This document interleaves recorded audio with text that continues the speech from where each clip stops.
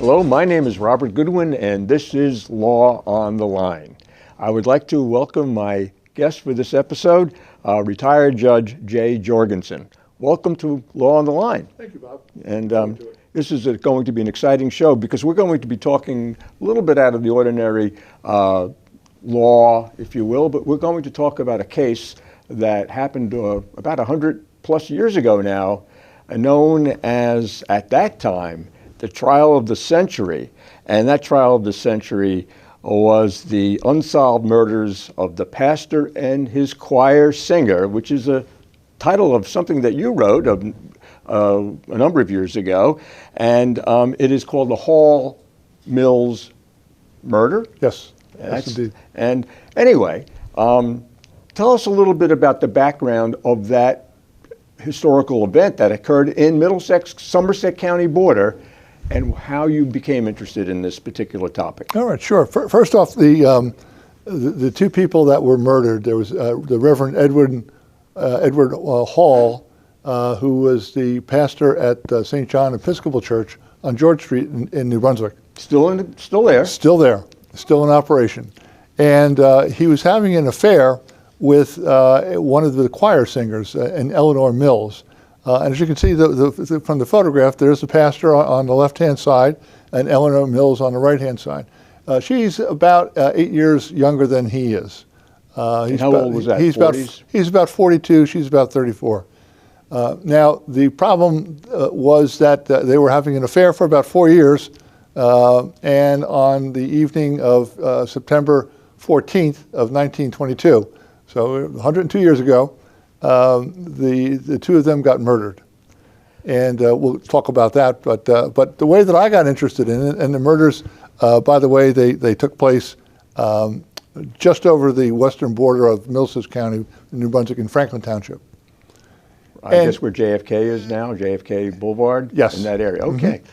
Mm-hmm. And what occurred for me, one of the very first trials that I had was in 1982 in the Somerset County Courthouse.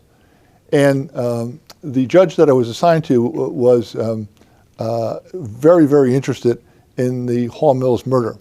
And so before our trial, we were in chambers with him. It was Arthur Meredith was the judge. I recall him, sure. He used to be the prosecutor for Somerset County and then became a judge. He was very interested in it. He was collecting all the material from the Hall Mills. And he had this picture of one of the witnesses testifying that was taken from up on high. And I'm looking at the picture, and he said, do you know who that is? I said, I had no idea. And so he started telling me about the Hall Mills murder trial, and it was in his courtroom that the case was tried. That was in the old courthouse. In the old courthouse. Sure. And he said, I said, how did that picture get taken? Because it's up on high. He said, well, what happened was there was a number of photographers, and one of them got on top of the roof. They had a Tiffany glass dome, and he said that one of the little pieces was punched out, and a photograph was taken. And I'm like, sure, Judge, okay. Come on. So we go out into his courtroom, looked up, there's a hole there, so yes. So that piqued my interest, and my wife is interested in unsolved murders as well, and Judge Meredith said, well, there's William Kunstler, a very famous criminal defense attorney, back in 1964, also got interested. Meredith provided Kunstler with a lot of information, and he wrote a book about the Hall Mills murder. I got that, read it, off to the races. And now our audience should know that you're an historian. Yes. And one of your areas of expertise is in the Civil War. Mm-hmm. So, I mean, this is within your in your field of expertise, that is historical research. Sure, yes. And so ultimately you did your due diligence and your research, is that correct? Yes, it is. And I know that you published at least an article here by Jay Jorgensen. It's a summary of the events. Right. Do you have any other material that you prepared that is more comprehensive? Yes, my wife and I we wrote a play called The Hall Mills Murder Trial, and we put it on, and we were able to put it on in the actual courtroom where the case was tried in 1926. And to do that, I wanted to use all the words from the actual people that testified. And I found the transcript to it, It was over 5,000 pages in 14 boxes in the New Jersey State Archives, and a number of trips down there and copied them, and we ultimately wrote the play that describes the trial itself. And I know you produced that play about 4 years ago. Yes. And has that play was that play recorded by chance? It was recorded, the very first one that we did in the courtroom. The actual courtroom was recorded, yes. And if I may, where could one find that? The known CD disc, each of the players, and the players were other judges and attorneys that did family court work. Each one got a copy, and I got a copy. So. All right. Perhaps we could maybe look at that copy at some point, or maybe do the show again. At any rate, so tell us more about the players, not the actors, the real people, and how did this murder take place, and the circumstances underlying it. Sure. The murders took place on the evening of September 14th of 1922. The bodies weren't found until, and that was a Thursday. The bodies weren't found until Saturday morning, where a couple, a 22-year-old guy and a 15-year-old girl. The 22-year-old was married. The 15-year-old girl was not married. They were out there, as they testified to, they were out there looking for mushrooms on a Saturday morning. They were doing other stuff, and they came across two bodies. And at first they thought that the bodies were just a couple sleeping. They got closer and they found out that they weren't sleeping. And what had happened was on that Thursday, the 14th, Reverend Hall was shot 1 bullet in the head. Eleanor Mills, 3 bullets in the head. Her throat was cut from ear to ear, and they cut out her tongue and her larynx. Obviously, somebody had something in for Eleanor Mills. And so the bodies were found there on the Saturday morning. And then later that afternoon, as you can see from the newspaper article, the headlines talks about these bodies being found. And so they were able to quickly identify the Reverend because he had his business card propped up on his left foot. Oh. And just a little marker. Yes. And strewn about were all these ripped up love letters between the two. And some of the love letters we've included in the play, but just to kind of get a feel for it. There's Eleanor writes to him, I know there are girls with more shapely bodies, but I do not care what they have. I have the greatest of all blessings, a noble man, deep, true, and eternal love. And then on the actual day that they were murdered, she wrote him another letter. September 14th, 1922, you are a true priest. I am merely your physical inspiration. Do I love you too much? I know now I could leave now, yes, even your physical presence, and go into a convent. There I wouldn't see anyone touch you, call you dear, rub your tired body, sew your torn trousers. Yesterday I was happy in a way in the boat and in the water, but on the way home I was thinking hard, oh my darling babykins, what a muddle we were in. But I will be content, I will. And what she was talking about was the day before, September 13th, the Reverend Hall would do an annual trip to Lake Hopatcong for the day. And he would take up his wife, Frances Stevens Hall, and his mother, and 2 of the people that worked in the church, Minnie Clark and Eleanor Mills. And they went up for the day, and they had a nice day, and then they came back. And when they got back, Eleanor Mills' husband, Jim Mills, had discovered a packet of love letters between his wife and the pastor of the church. Where did he find the love letters? In the house. Oh. And that caused a little bit of a problem later on, yes. I imagine it did. Sure. So the next day, they're taking this little walk in the woods, so to speak. Yes. And what time of day was that, if you recall? The murders were about 10 o'clock at night. So it's a nighttime walk in the woods. It's at nighttime. These were woods. This was as dark as it could be. Am I correct? Yes. There was a section called Lover's Lane, and that's where they were found. Near there was also a crabapple tree out there, and they were found in Lover's Lane. We do have a map of the area where shows where the bodies were found. That's part of the interesting story is that they were just over the border, and so it became a jurisdictional. Is it Middlesex County that's going to take care of all this? Because the people lived in Middlesex County. He was a prominent pastor in Middlesex County. Or the bodies were found in Somerset County, albeit maybe about 300 yards into the county. And so does Somerset County take over? So I know that you said that the two young people, one married, one not, were walking in the woods at 10 p.m. They were walking in the woods on Saturday morning. Or Saturday the following day, Right, yes. looking for mushrooms. Yeah. Firstly, how did people get out to that location in those days? Interestingly enough, there was a trolley that ran from New Brunswick, inside New Brunswick, a trolley that went out to Buccleuch Park. Oh. And so on the evening of September 14th, first Eleanor Mills took the trolley out, and then Reverend Hall took the trolley out. And at the end of the line, that's where they met up, and then they walked over what was now JFK, and when there was an abandoned house out there. They may have gone to the abandoned house, but ultimately they were found lying in the woods. Next to that crabapple tree, yes. But he drove as well. I know that when I was reading a little bit about his background, he had a car. He had a car. He didn't drive his car out there. He took the trolley out. But he took the car to Lake Opakon? Yes, the day before it out to Lake Opakon. So now it's in the evening, and what happened that night when Reverend Hall is not back home, and Mrs. Mills is not back to her home with her kids? I think she had two kids and Yes. her husband. Yes. Eleanor called the Hall mansion, and it was a mansion. Frances Stevens Hall has ties to the Johnson & Johnson family. Okay. So she came from wealth, she had money, and she was about 7 or 8 years older than And the Reverend? the Reverend. Oh.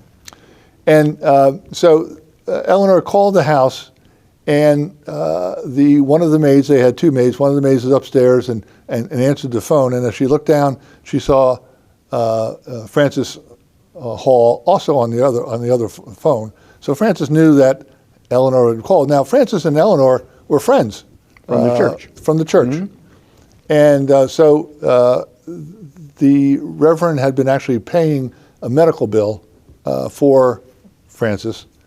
She had I think it was some type of a kidney procedure the year before, and so they were paying it off at the rate, I think it was $10 a month, paying it off. So about 7:30, he came downstairs and told his wife, I have to go over to see the Mills about a bill. And so he left, and that's the last time that she saw him, about 7:30 that day. She didn't suspect anything at that point in time? She didn't suspect anything, no. And then Eleanor Mills, also about 7:30, told her husband that she was going out. And her husband has been described as a milquetoast type of guy, Jim Mills. He said, well, where are you going? And she said, well, why don't you follow me and find out? She was a little sassy with him. They had not been staying in the same bedroom for quite some time. She would be staying in the bedroom with their daughter. And so she leaves. And ultimately, there's the meetup at the end of the trolley line. Park. And they go. So fast forward a little bit later, about 2 o'clock in the morning, according to Frances Stevens Hall, she realized that her husband hadn't come home yet. And so she woke up her brother Willie Stevens. And Willie lived where? Willie lived with them. We lived with the Reverend and his wife. And there was something a little bit off with Willie, am I correct? Yes. The newspapers were calling Willie the dim-witted Willie. They weren't very kind. Okay, I guess not. So she wakes up Willie. It's about 2 o'clock in the morning. She tells him, look, the Reverend hasn't come home yet. So they walk to the church, which is about 2 blocks from where their home is at 23 Nickel Avenue in New Brunswick, Next to Douglas College. next to Douglas College. In fact, the Douglas president now lives in the Hall Mansion. Okay. They walk down about 2 blocks on That's George dim-witted Street, Willie and Frances, the widow, the wife of the Reverend. of the Reverend. They go to the church. She thought, well, maybe he's at the church. The lights are off. They don't go in. The Millses lived at 47 Carmen Street, which is somewhat it's a couple blocks away. It's not at the time was not a really prominent place, kind of a seedy type of thing. They were on the 2nd floor. Frances Stevens, during her testimony, ultimately said, well, we then went to the Mills home, thinking, well, maybe he's still there. And they looked up and there were no lights on, so they didn't knock on the door. They just came home. So they get back to their home at about 2:30 in the morning on Friday morning, shortly a couple hours after the murders take place. And they're seen going into the house. So is this a story that they come up with about going around or not? There was those that said it were. So this is the widow and Her brother. Her brother. Yes. That take this little excursion And then and then wind up home. home. And The next morning, early in the morning, again, we have two maids in the Hall house. One of them sees Willie down at the dining room, and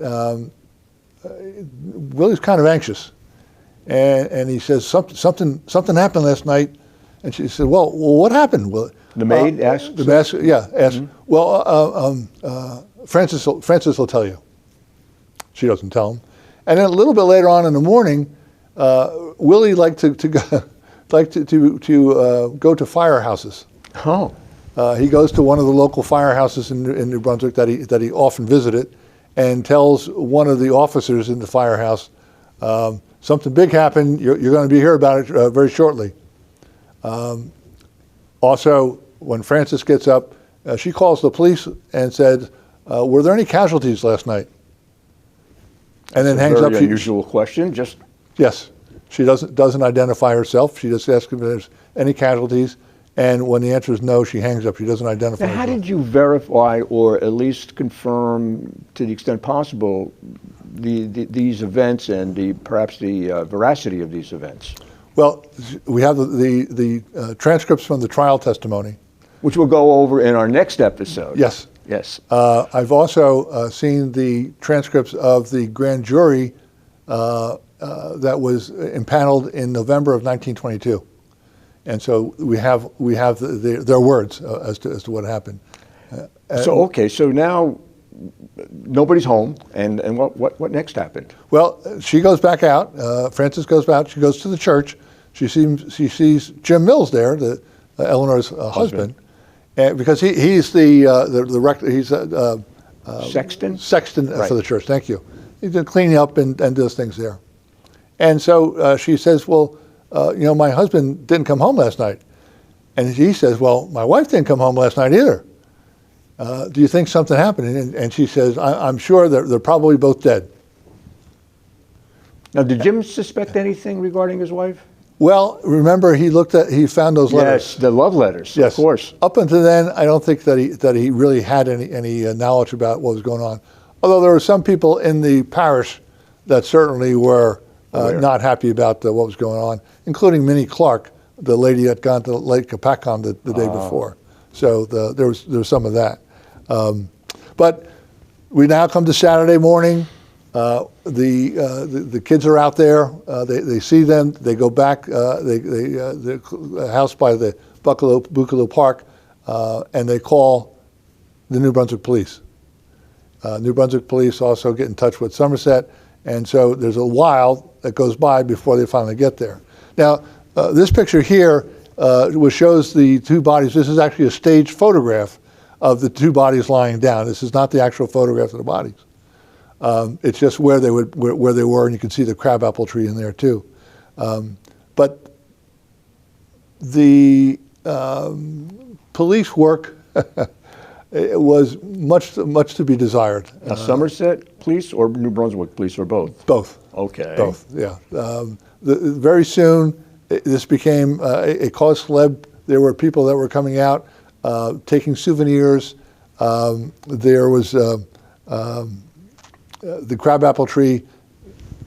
A couple of weeks later, another photograph shows people that were coming in and they're cutting pieces off of the crabapple tree. They're walking all around where the bodies were. Somebody's picking up the calling card for the pastor. That was left there at the scene? That was left there at the scene. There's some photographs that are taken. Ultimately, it's shoddy work. We certainly wouldn't have that today. I know that. And I know that, again, this is New Brunswick, Franklin, 35, 40 miles outside of New York City, very rural, except for perhaps New Brunswick at that time. How did this become a cause celeb at that point, and when did that happen? How did this become a media circus, which is described in some of the literature? Early on, I mean, you have a pastor having an affair. That's so that's going to be some big news. The New York Times was running front page stories, and then from the beginning almost, or was this a few days later? A few days later. Right. A few days later, because they weren't sure who it was. Ray, who is the 22-year-old boy, he identifies a friend of his as being the shooter, and they arrest that kid. Now, when was this? This is just a couple days after, because the police were asking Ray about. They didn't think his story about looking for mushrooms was all too. So the mushroom looker was actually an original suspect. Original suspect. He fingers his friend. The basis being that the friend liked the 15-year-old girl. The 15-year-old girl's father owned a pool hall in New Brunswick. Was having an affair with his daughter. Right. She ended up several months later going into a home for wayward foster home, women. if I recall. And the Times is publishing it. There's others that are publishing it. Ultimately, a grand jury is impaneled in Somerset at the Somerset County Courthouse. And that was the special prosecutor was appointed as well, and he was from Hudson County, if I remember correctly. The second special prosecutor. One. And who was this? Who was this first prosecutor? His name is escaping me at this point. I know where it is. It's in your material. There you go. But anyway, so he was an out-of-county prosecutor as well. Out-of-county prosecutor, yes. And that was Wilbur A. Mott of Essex County. Yes, they brought him in from Essex County. What happened? Okay, so that grand jury was impaneled pretty quickly afterwards. Is that correct? I mean, it didn't seem like a lot of delay. It's about 2 months. Okay. Okay. And once to get back to the story of the friend that was arrested. Right. The citizens in New Brunswick are up in arms. They started taking up a collection for a defense fund to represent the friend. Did he have a record? Was he a known philanderer or anything like that? No, he had said that he had a pistol and was looking to protect the girl who he fashioned to be his girlfriend. The story just didn't hold up. But ultimately, he's released. The Somerset prosecutor releases him, and now they're focusing on Frances Stevens Hall. There's a picture of Frances Stevens Hall. She's somewhat matronly, and as I said, she's several years older than her husband. And also, they also are focusing on her brothers. And Willie Stevens was the one that was living in the home with his sister and living with the pastor. And he was considered to be dim-witted. Dim-witted. Yes. So, getting to the first special prosecutor, between the actual arrests of, was she officially arrested? I assume she was. She was arrested. And how many weeks after the murder was Mrs. Hall arrested? That was into October before she was arrested. So that's about a month. About a month later. And was she, in those days, house arrest? I don't know if they had such a thing, or how. What was the method of incarceration? She never spent the night in jail. Never spent the night in jail. Willie did spend nights in jail. Okay. She had a local an attorney initially from New Brunswick who was speaking on her behalf. Posted a minimal bail to get her released. Willie's bail was a little bit higher, and he just couldn't make it. He spent a day or two. Okay. Yes. So now were they both indicted at that time, or was it just Mrs. Hall? Nobody was indicted. I'm sorry. Yes. Go ahead. I apologize. Yes. Right. So it has to go to the grand it jury. was the two of them plus their other brother who lived down the Jersey Shore, and the grand jury was impaneled. They took testimony from 67 witnesses in 5 days. And on November 28th of 1922, the grand jury no-billed. So nobody was indicted. Were there any transcripts of those proceedings? I know Yes. there were. Yes. And, reviewing those transcripts, and we only have a couple of moments, what do you believe was the reason that resulted in a no bill at that time? I just don't think that there was enough corroborating to put them there. As we'll talk about next time, there's finally a person that comes forward, Jane Gibson. And who was Jane Gibson? I know that that was somebody that you identified by an alternate name. Yes, the newspapers referred to Jane Gibson as the Pig Lady. And why that name? Because she lived about a mile from where the bodies were found, and she lived by herself. She had a farm out there, and she had a couple dozen pigs. And ergo the Pig Lady. Ergo the Pig Lady. Yes. And she has a very predominant role in the later trial, which we'll get to Yes. In our next session. So at this point, we have this salacious murder. Mm-hmm. We have suspects, the widow of the widow of the slain pastor, her husband. When did this become part of the media circus? And I know you refer to a newspaper that was very prominent in those days. Tell us about that. Sure. When ultimately the no bill comes about in November of 1922. We have 1 minute, so we're going to wrap it up on that. Very good. Several years later, there's an editor from the New York Herald, which was one of the papers of William Randolph Hearst, one of the Hearst papers. Hearst paper. And Paine decides that he'd like to up the sales of it, and so he starts doing a little digging. And we'll talk about that little digging next His name time. is Paine? Paine, Philip Paine. He was a reporter. He was an editor. An editor? Editor for the newly formed New York Herald newspaper. And that is what ultimately led to the media circus? It certainly did, and there was pressure put on the newly elected governor of New Jersey, A. Harry Moore, and ultimately he'll then appoint a special prosecutor, a state senator from Hudson County. And so we now have Hudson County brought into the mix here in Middlesex. We have a special prosecutor, we have a governor who makes the appointment, and we are going to then begin our next session at the time of the commencement of the presentation to the grand jury and the grand jury in 1926. Right, and eventually there was a trial. There was a trial. And we'll talk about that in detail and maybe learn what the role of the Pig Lady was. Very good. All right, thank you so much, Judge. It was a pleasure. I mean, thanks. I'm waiting seriously for the next session because I want to know what happened. Very good. And I want our audience to know. Sure. And we'll see you next time. Good. Thank you very much. You're Thanks. very welcome. Thank you.